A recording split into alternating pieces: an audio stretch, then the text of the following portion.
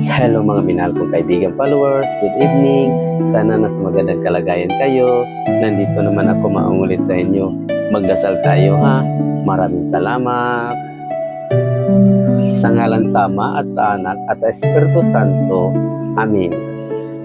Ama naming banal na makapangyarihan sa lahat, patawarin mo po kami sa aming mga kasalanan at nagpakumbaba kami sa harapan mo upang kami kaawaan at huwag supyahin ang aming dalangin.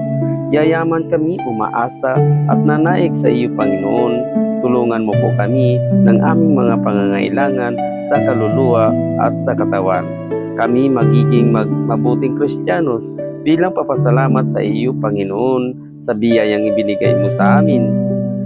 Tutuparin namin at susundin ang iyong mga utos. Maraming salamat, Panginoong Hesus Nazareno, ang aming tagapagligtas. Amen. Sa ngalan sa Ama at sa Anak at sa Espiritu Santo. Amen. Bye-bye mga minahal kong kaibigan followers. Good night. Salamat.